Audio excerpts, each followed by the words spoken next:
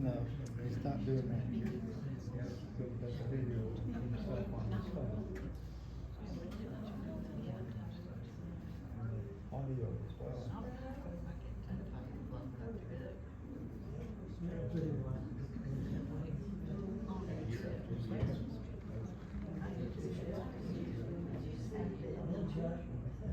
All right, how about now? That one better. That's better. Sorry, some technical difficulties, as always. Yeah, the last one was a pairing, so this is the third one. All right, there we go. Well, thank you for all coming out tonight. Really appreciate it. And we have our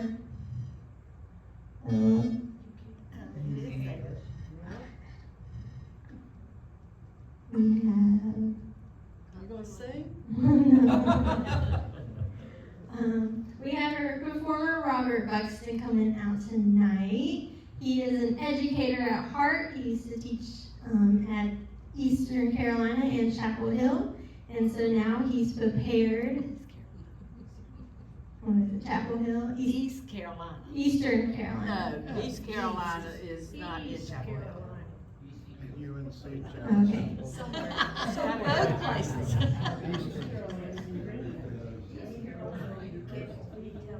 Okay. That's a Greenville, North Carolina. All right. Well, there we are. But he has combined educating with performing, so now he is here to educate and entertain us on the piano and comedic. All right. Enjoy Robert Buxton.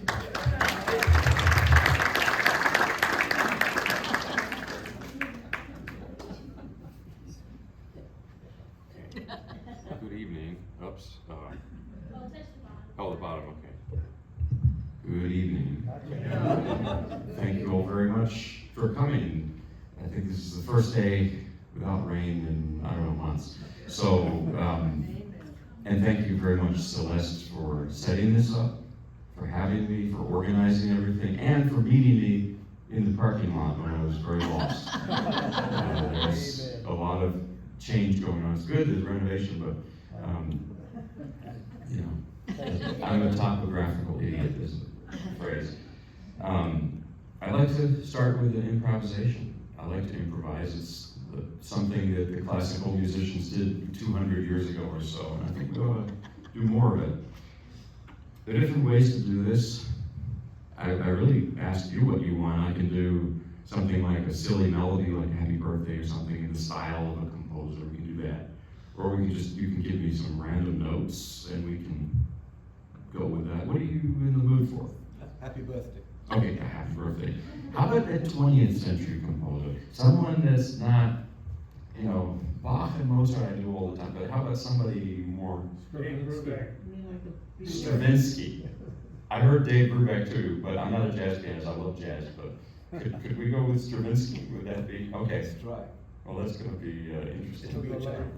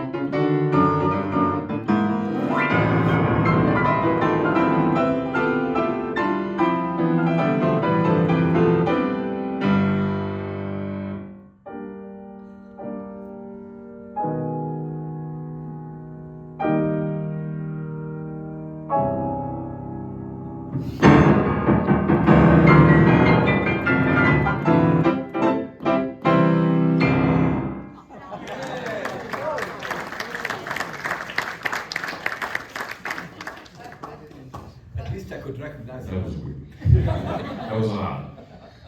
So now I'm going to play two short-ish pieces. I'm still doing this violin theme I keep doing. And to make a long story short, I'm completely obsessed with the violin, to the point that now there's a new rule from my wife. No talking about the violin in the car. There's been a few scary moments there.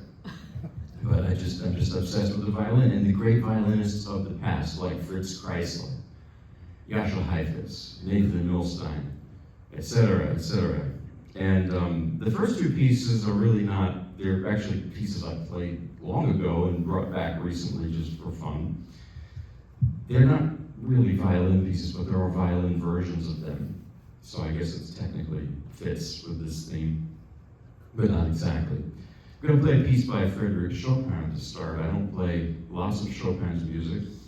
I find Chopin very hard to capture the mood of his music. It's very graceful, oftentimes. I always think of it this way: I feel like a cow on ice when I play Chopin, just physically, without skates. So this is a famous nocturne in C sharp minor. The nocturne is a piece for the evening, like now. Nocturnal animals, it's the same word.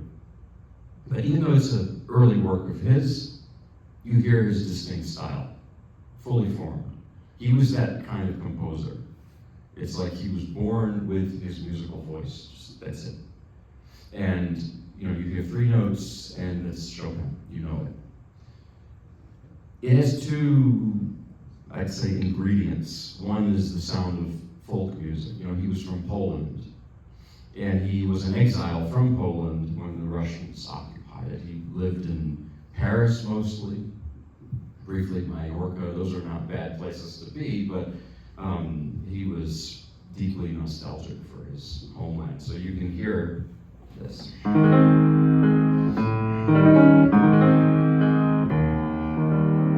That, to me, I imagine, it's not a mazurka, but I imagine these women wearing these white and red dresses, dancing the mazurka, traditional Polish dance. It also has the sense of Italian opera, bel canto Italian opera. Vincenzo Bellini in particular. When I was struggling with Chopin, as I always do, one time in college I listened to Norma by Bellini, or I watched it DVD. And I think I sat down after listening, and I got Chopin, and then I went to bed, and the next day it was all gone. I couldn't recapture it. But, the bel canto opera, especially in the case of Bellini, usually has melody and accompaniment. The accompaniment is usually in the orchestra, something like this, and this is the Chopin. And then on top you have the prima donna, or whoever's the singer singing, and I'll show you how that works. Oops, sorry about that. Here's the singer.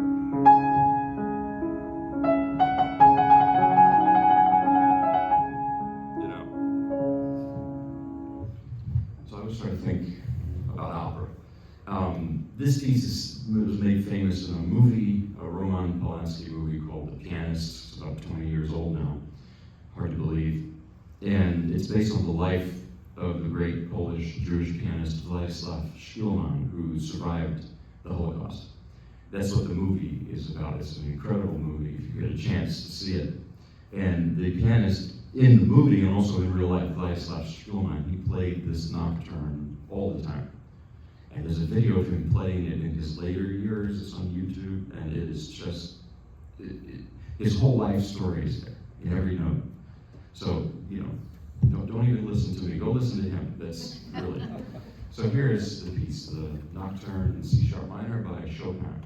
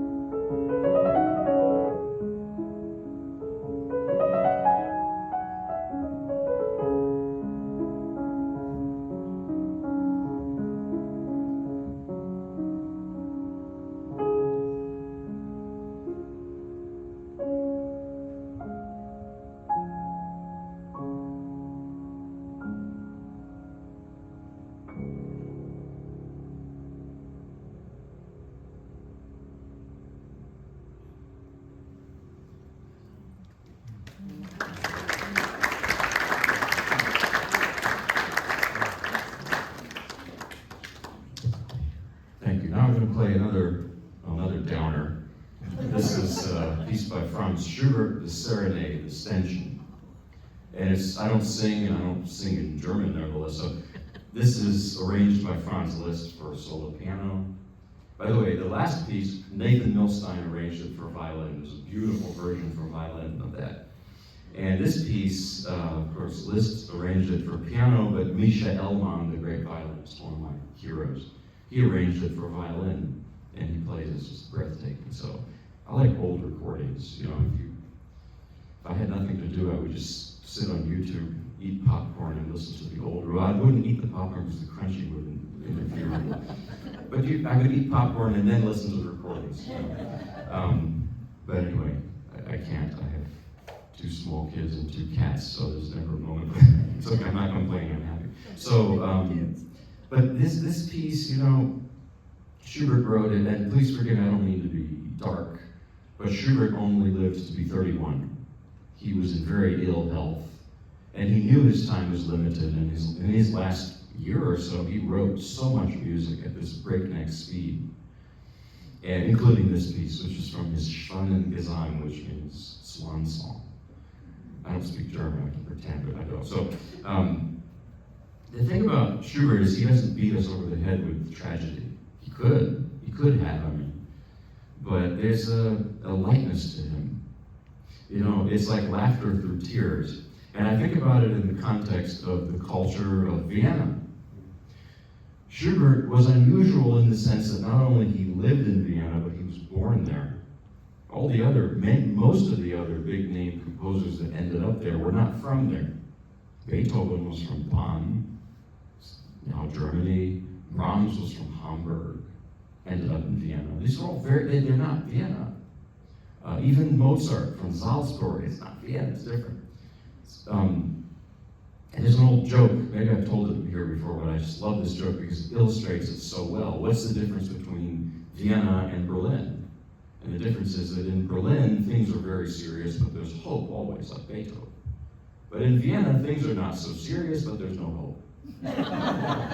And that is Schubert, really, because this piece it's like a waltzy, you know.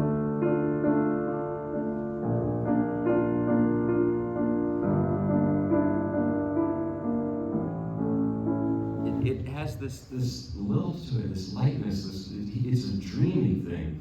I always would joke around growing up, how I would imagine, how would Beethoven respond, and Schubert, you know, how would they respond to being dumped by a girlfriend?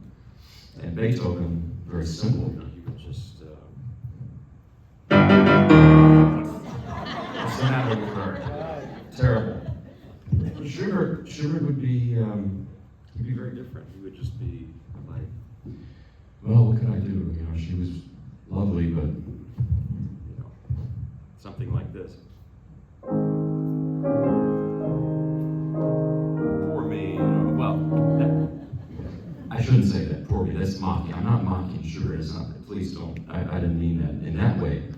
But it's just trying to illustrate the difference. And I think that's really what's so powerful about Schubert's style, is that it's got this sort of lightness to it, but the tragedy is there, it's all there. It's just he's not beating us over the head. It's like haiku, you know, where it's alluded to, but it's not put forth completely. So here is the Ständchen Serenade by Schubert, arranged by Liszt.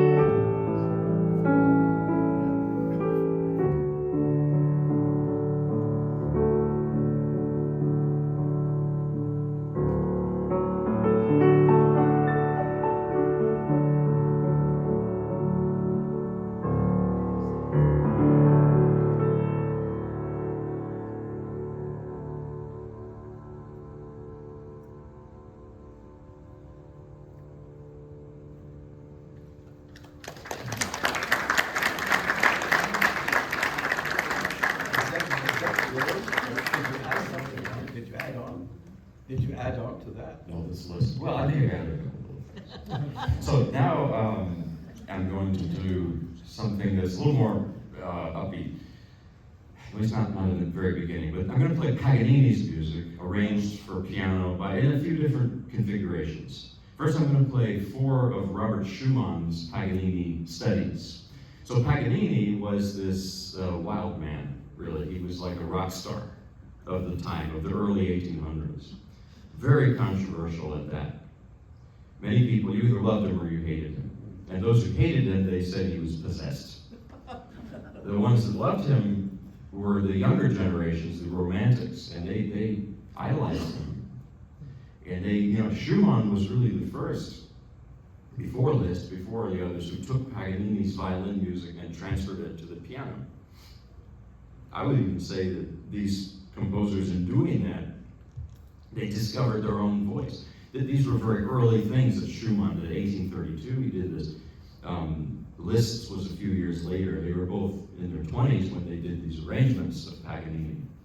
The way a painter would go to a museum and find the paintings they love most and copy them, but try to put it in their own manner, So, yeah, Paganini was he was this wild man. He was, even the way he looked he had this wiry hair, this wiry build, long face. Now we know he had Marfan's syndrome, by the way, so did Rachmaninoff. Contributed to the tall, lanky, look, but back then maybe people were not so kind, they would just, so he looks different, he's possessed. That's not nice, really, it's really terrible. So, Paganini was, I thought about him in a modern context because it wasn't so long ago that Ozzy Osbourne died. And it might sound far-fetched, but there's some similarities, the wild rocker thing. Also Paganini, I don't really know much about Ozzy Osbourne, but I read somewhere a writer put it this way, that Paganini was not exactly of great moral character. I thought that was a very subtle way to put it, but it's true. Some of the rock musicians too. So there's that overlap there. There's a similarity. The first of these I'm going to play is actually pretty sedate for Paganini. It's very pastoral to me. It sounds like an oil painting. It reminds me of an oil painting of some Tuscan landscape. That's what I see. And by the way, Paganini was from Genoa, and so there was no Italy back then, but he's Italian. So you're going to hear another thing that, first, it sounds like an improvisation. The Schubert, for instance, it has sort of a form to it. The Paganini is more off the cuff. There's a word, caprice, is what these are called. Caprice is like the word capricious. You're going to hear these chords that sound like guitar chords.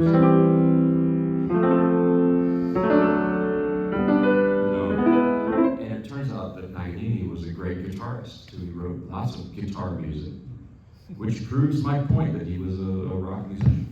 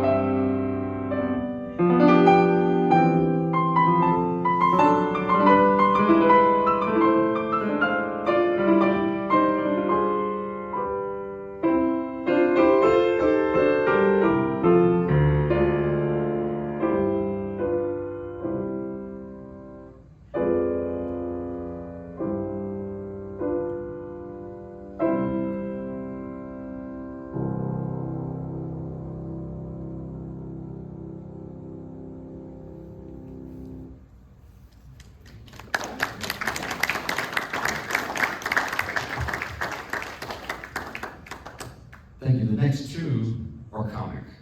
You might not laugh out loud, but I'll try to explain how it's comic. There's an Italian word, scherzo, or scherzando. It means literally joke. But not all scherzi are funny, but there's the comic element there. Chopin wrote 4 scherzi. I'll play you the beginning of the second one. I don't play the piece so the notes are not, but just to give you a sense of it. And you tell me what's funny, because I don't really know what it is.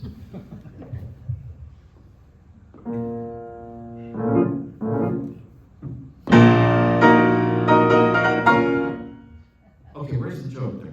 It's Jack in the Box. I play this. Jack in the Box. It's got a jump scare. Yeah. Yeah, I agree. The way I see it, it's like the... you lucky people. Yes, it's like the skeleton in the closet. It's like any good horror movie. It starts with it sets the scene. By the way, suspense is everything. When I'm trying to play a prank on my kids, and local or my cat. It's the lead up that's most important to telling a joke. You set the scene, and then you know. But it's maybe not comic in the way that a stand-up comedian would be funny. But I think Paganini had this sense of scherzando, this joke, the sense of joking. And he had a sarcastic kind of humor, like a acerbic wit. Maybe wit is a better word than comedy. But this piece, the next one, has a nickname called the Devil's Laugh. And as I mentioned, people thought he was possessed. This is an old myth. We have it in literature, Goethe's Faust, the idea of selling your soul to the devil for knowledge. It's the same story with blues musicians. Robert Johnson, right? There was a legend that he sold his soul to the devil for his blues ability. I mean, it's just a myth. It's a tall tale. So this piece really does sound like an evil laugh,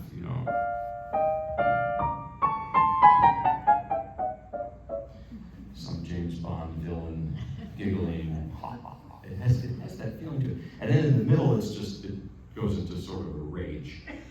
The mask comes off, and you see it. So this Jekyll and Hyde personality is there. I'm convinced Paganini was a very high-strung person. I'm sorry for the bad pun. I know he was a violinist, but I think that this is what he was like, and why his performing style was so controversial and electrifying. He played like he was electrocuted or something. That's what I understand. I mean, we don't have recordings, and I didn't know him personally, but that's what I understand. He was this phenomenon at the time. So here's the next one, called Nickname, the Devil's Laugh.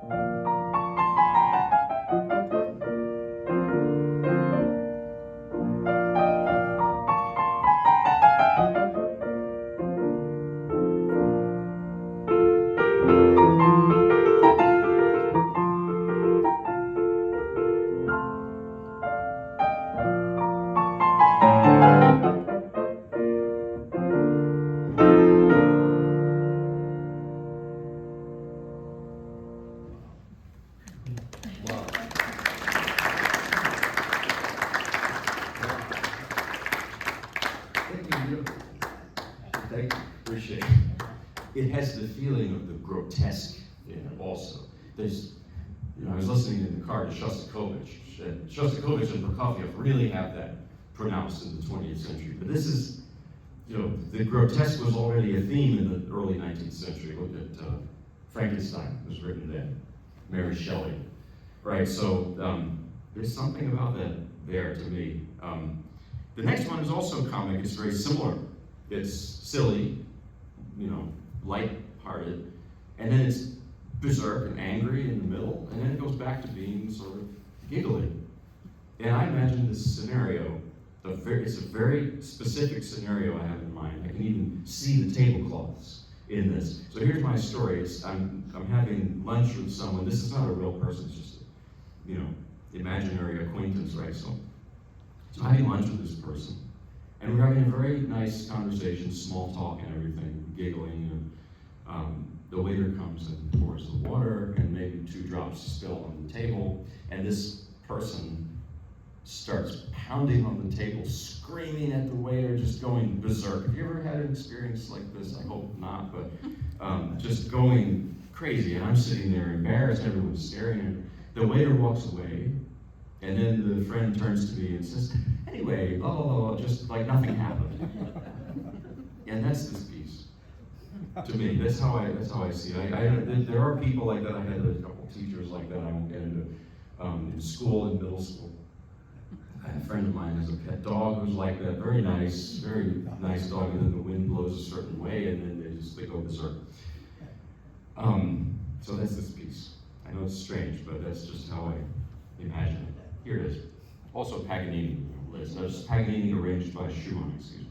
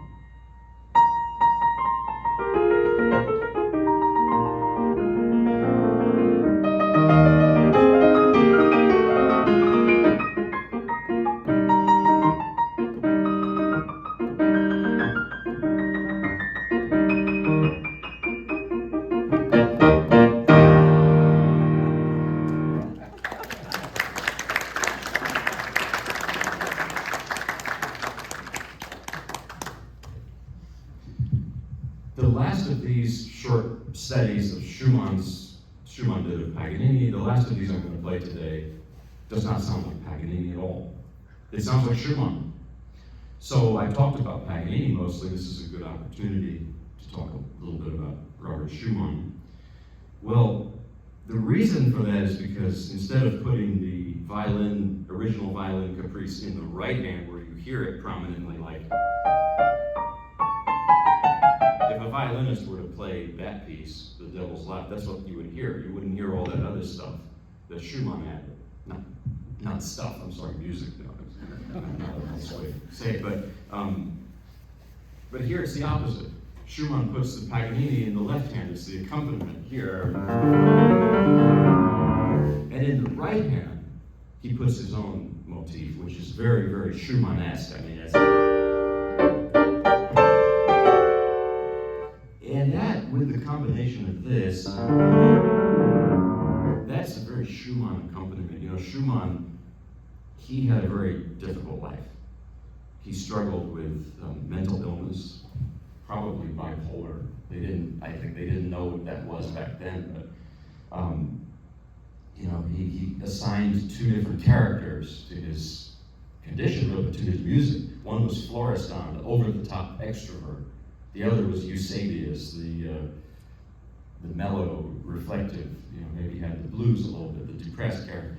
He would write these into his music to tell us what character he was thinking of. These are like the two sides of himself, you know, and it's part of his whole worldview. He was also wanted to be a novelist early on. Didn't quite, but he was a brilliant writer, influenced by the fantasy-like literature of E.T.A. Hoffmann and Jean Paul, you know, novelists, or they wrote novellas, rather. So I had a teacher tell me this, that what he does with the Paganini, you know, the left hand, that is like a feeling of swirling, you know. Schumann does this a lot, like in the piano concerto, for example. You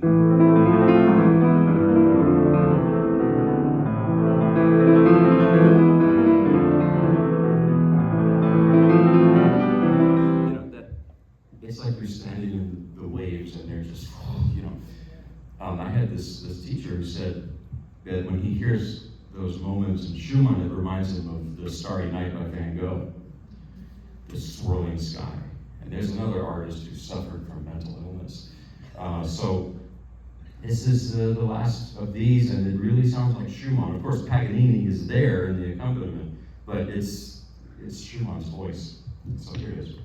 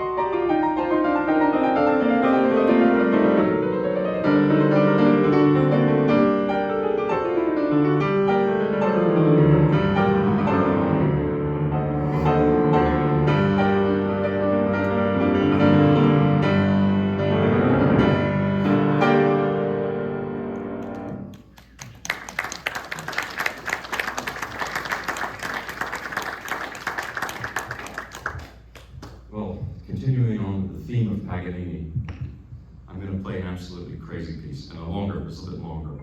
This will be the main course today. This is Brahms's Variations on a Theme by Paganini, Book 1. So Brahms knew Robert and Clara Schumann very well. He showed up to their doorstep as a young man looking for advice, and they practically adopted him. He was very close with the whole family, and as Robert Schumann's mental and physical health deteriorated, the young Brahms assisted with the family in all of that. And he grew very close to Clara Schumann, who was about 20 or so years older than him. It's not clear if it was just a very strong friendship or maybe they were dating. I don't know. I'm not a People magazine, but there is this theme though, really, because I think they both had those. I really do think they both had those feelings for each other. And Brahms was kind of a loner his whole life. And you'll notice, even though this is a pretty fire and brimstone piece, there's a lot of unrequited love, I think, in this. That's how I,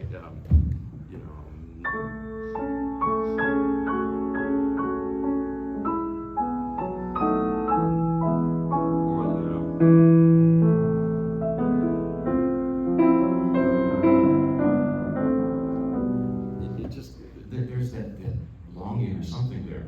But Brahms was an interesting character. I look at him as a paradox in many ways. He was from Hamburg, which is in the north of Germany, near the North Sea. It's got a very cold climate, austere landscape.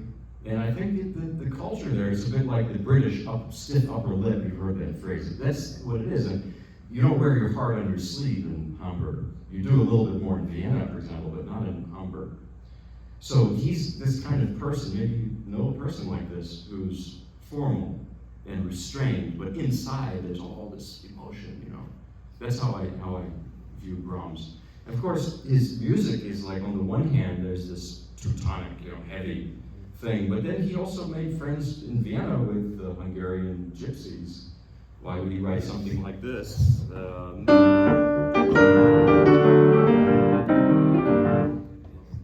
That's fun. Yes. So one of the variations here sounds like gypsy music.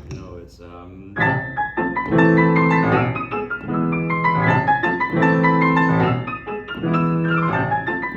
so this is the serious and the not so serious. He had friendship with Johann Strauss Jr. It's hard to believe because their music is so different.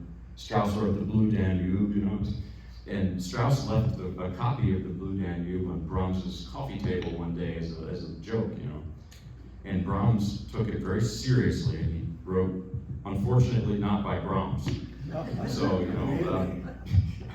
it's a funny story. So, and Brahms, even the way he looked like a different person as a young man. Look up how he looked as a young man. He was, a distinguished-looking, clean-shaven guy.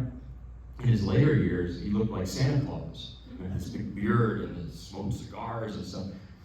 I was driving through South Carolina recently, and there was a guy on a Harley Davidson at a stop. He looked like Brahms. And I wanted to tell him. Of course, my wife told me, you might not get the reaction you're wanting, but I'm very grateful to her for that. So, but in the point I'm trying to make is Brahms, he was a big guy. He had powerful hands. And I happen to not be built like a linebacker. And so this piece, oh boy, I beg your forgiveness also. So he wrote these based on the 24th Caprice by Paganini. Famous theme, right? Well, he, each variation gets further and further away from Paganini, I would say, and more Brahms. By the end, you don't really hear much Paganini, it's Brahms. He wrote these originally as finger exercises, sadistic finger exercises. And then he liked how they sounded, so he turned them into this piece. So good luck to us all.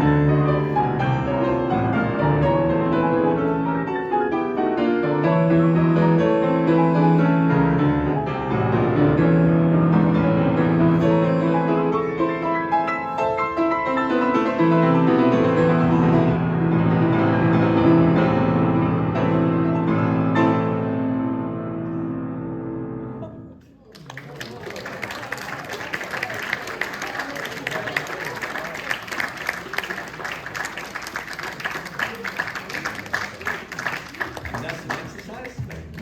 It's a bunch of exercise, but they're not. He thought they would be exercises, and then he turned it into this piece. Absolutely sadistic. And you know, there's two types of music for the piano writing. There's one where the music sounds extremely difficult, but it's very easy to play. Sometimes Liszt is like that. Then you have music that sounds extremely easy to play, like the Schubert Liszt I played, but it's actually very difficult. And then you have the worst of both worlds, which is that piece. And I will admit, I don't think it's, I mean, maybe certain great pianists can do it perfectly. I cannot. You know, it's just jumpy, and there's always going to be some note that's going to, I hate it. But anyway, I'm looking at the time. I was going to do more, but you know, I don't want to keep everybody way up. So what I'm going to do is I'm going to do more, but I'm going to do a little gospel now. I tell people all the time, they say, why do you play the Southern gospel? And well, I like it, but here's the real reason, okay? It's my parents. I maybe told you this last time. Both of my parents are immigrants. And I grew up in New Jersey, of all places. I don't know. My mother is an immigrant from the Soviet Union. She came from there in 1980. I don't really speak Russian, but I should. And had a Russian teacher. So the Russian thing is a very big part of, my growing up. But then, and that's where my love of classical music came from. My dad's an immigrant from Southern Virginia. Yeah. So growing up, I was playing all those Mozart and stuff, and my dad would come to me and he'd say, when are you going to play some real music, That's how I started. So anyway, I'm going to play now first an old spiritual, a little modern twist. This is called We Are Climbing Jacob's Ladder.